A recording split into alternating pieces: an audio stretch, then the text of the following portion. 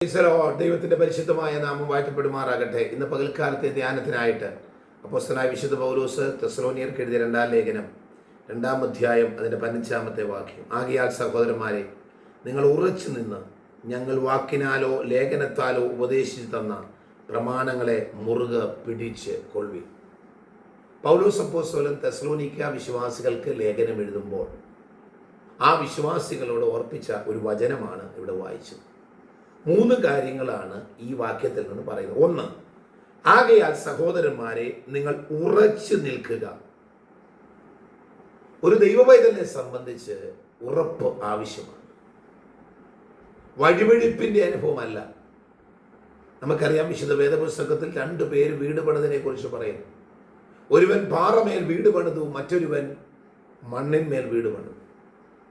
മഴ പെയ്തു, മണ്ണിന്മേൽ വീട് പണിതവന്റെ വീട് ഒഴുകിപ്പോയി, പാറമേൽ വീട് പണിഞ്ഞവന്റെ വീടോ ഉറച്ചു നിന്നതുപോലെ വിശ്വാസത്താലും പ്രത്യാശയാലും നമുക്കൊരു ഉറപ്പ് ഉണ്ടാകണം എന്ന് പകർക്കാം. ഉറച്ചു നിന്നുകൊണ്ട് നാം ദൈവത്തെ ശ്രദ്ധിക്കണം. പ്രതികൂലത്തിന്റെ നടുവിൽ നിന്നുകൊണ്ട്, എൻ്റെ ഭാഷയിൽ പറഞ്ഞാൽ, തീച്ചൂളയ്ക്കകത്ത് നിൽക്കുമ്പോഴും തീയെ ചവിട്ടി നിൽക്കുമ്പോഴും ആത്മാവിന്റെ ഉറപ്പോടുകൂടെ പ്രത്യാശയോടെ ദൈവത്തിന് സ്തോത്രം ചെയ്യണം. അതാണ് ചന്ദ്രകമേശയ്ക്ക് അഭേദ്രകം ചെയ്തത്. തീച്ചൂളയിലേക്ക് അവർ എറിയപ്പെടുമ്പോഴും അവരുടെ നാവിൽ നിന്ന് വന്നത് ദൈവമേ എന്നുള്ള വിളിയാണ്. പൗലോസ് തെസ്സലോനിക്ക വിശ്വാസികളോട് പറയുന്നു, നിങ്ങൾ എന്ത് ചെയ്യണം സഹോദരന്മാരെ? നിങ്ങൾ ഉറച്ചു നിൽക്കണം. 2, ഞങ്ങൾ വാക്കിനാലോ ലേഖനത്താലോ ഉപദേശിച്ചു തന്ന പ്രമാണങ്ങളെ മുറുകെ പിടിക്കണം. രണ്ടാമത് പറയുന്നത്, നമുക്കൊരു മുറുകെ പിടിക്കൽ ഉണ്ടാകണം. 3, എന്തിനെയാണ് പിടിക്കേണ്ടത്? അപ്പോസ്തലന്മാരാൽ ദൈവം നമുക്ക് നൽകിയ പ്രമാണങ്ങളെ മുറുകെ പിടിക്കണം.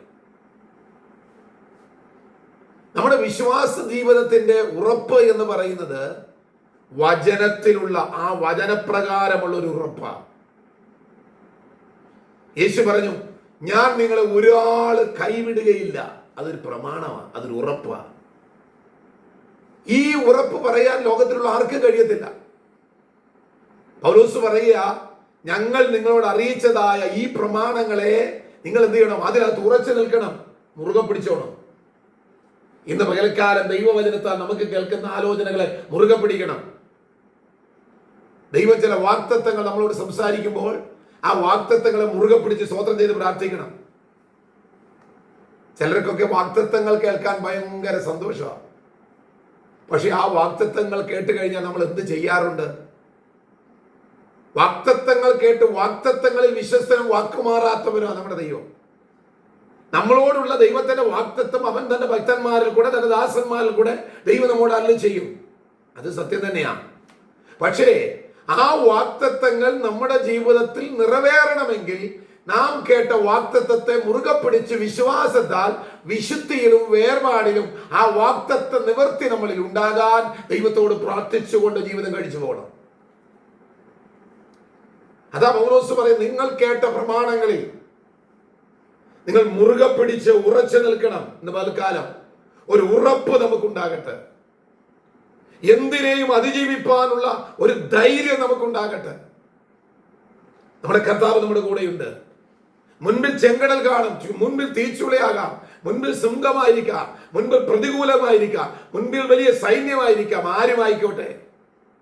ദാവീദ് പറഞ്ഞു, ഗോലിയാത്തിനോട് പറഞ്ഞത്, നീ നിന്ദിക്കുന്ന ഇസ്രായേലിന്റെ ദൈവത്തിന്റെ നാമത്തിൽ ഞാൻ അങ്ങോട്ട് വരുന്നത്.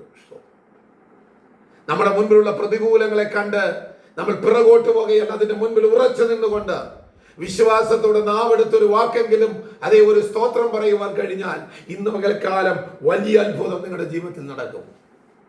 വിശ്വസിക്കുക ദൈവമക്കളെ.